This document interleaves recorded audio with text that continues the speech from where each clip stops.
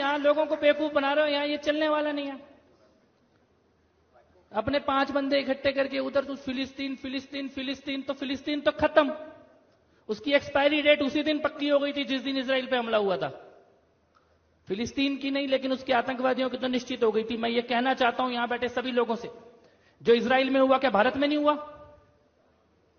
भारत ने नहीं देखा वैसा हमला? कसाब आया था, क्या था वो दिन? मुंबई में कोई होटल में बैठा है, कोई रेस्टोरेंट में बैठा है, कोई स्टेशन पे है, वो सबको मार रहे हैं, आंख मूंद के मार रहे। एग्जैक्टली वही हमला था जो हमास ने इजराइल में किया, वही भारत में हुआ। और एक बार नहीं हुआ, ये दिल्ली के कनॉट प्लेस में हुआ, लाजपत नगर में हुआ, सरोजनी नगर में हुआ, घंटाघर में हुआ, मुंबई में हुआ, पुणे जर्मनी बेकरी में हुआ, हैदराबाद की गलियों में हुआ, बेंगलोर की गलियों में हुआ, संकट मोचन हनुमान मंदिर, सब जगह हुआ। और हमारे देश में तो क्या हो गया था, वो बस में लिखा होता था अपनी सीट के नीचे देखिए कोई भी लवारिस वस्तु बम हो सकती है। तो तेरे प्रधानमंत्री की सीट के नीचे क्यों नहीं हो सकती थी?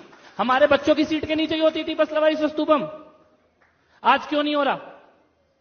वही सेना, वही पुलिस, वही एजेंसी, वही रॉ, वही गुप्तचर, वही सारा सिस्टम है, खाली एक नेतृत्व बदल गया। आज करके दिखा दे कोई दिल्ली में, मुंबई में, पुणे में।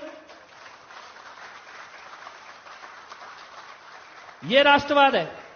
और मैं ये कहना चाहता हूं कि कोई गलतफहमी में मत रहना कि जो इजराइल में हुआ वो पहली बार हुआ या आखिरी बार हुआ। जिस दिन अयोध्या में, मथुरा में, काशी में मंदिर गिराए गए होंगे ना, उस दिन अयोध्या, मथुरा, काशी की गलियों ने वही आतंक देखा होगा जो इजराइल ने देखा था। आज से 100 साल पहले मोपला में, केरला में, तुर्की के खलीफा के नाम पे 10,000 लोगों को मार दिया गया। उस दिन केरला की गलियों ने वही आतंक देखा जो इजराइल ने देखा था। डायरेक्ट एक्शन डे के दिन कोलकाता की गलियों ने वही आतंक देखा जो इजराइल ने देखा था। और 89-90 में कश्मीरी पंडितों ने वही आतंक देखा जो इजराइल ने देखा है।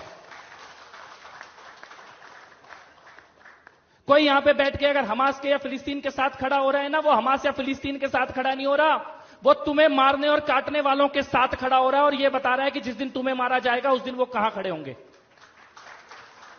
कोई गलतफहमी ना हो इस बात की, चाहे वो ओवैसी हो, चाहे वो कांग्रेस हो। कांग्रेस, ये जेएनयू के अंदर इन्होंने नारे लगाए हमास के समर्थन में, एएमयू में मार्च निकाला गया। मैं पूछता हूं, जिस दिन संसद पे हमला हुआ एएमयू ने मार्च निकाला था क्या? जिस दिन दिल्ली में बम ब्लास्ट हुए एएमयू में मार्च निकला था क्या? जेएनयू में मार्च निकला था क्या? कांग्रेस पार्टी ने कुर्ते फाड़े थे क्या? यानी देश के अंदर आतंकवादी हमले हुए तो इन्होंने कोई मार्च नहीं निकाला, किसी ने जेएनयू में, किसी ने एएमयू में, कोई वामपंथी, कोई कम्युनिस्ट नहीं निकला। लेकिन वो गजा में, वो फिलिस्तीन में आता, इजराइल बदला ले रहा है तो तुम्हारे कुर्ते फट रहे हैं। किसके सगे हो? किसके सगे हो? किसके साथ खड़े हो?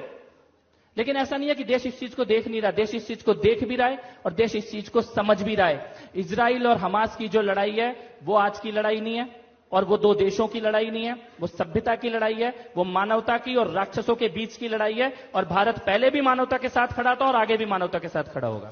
लेकिन कपिल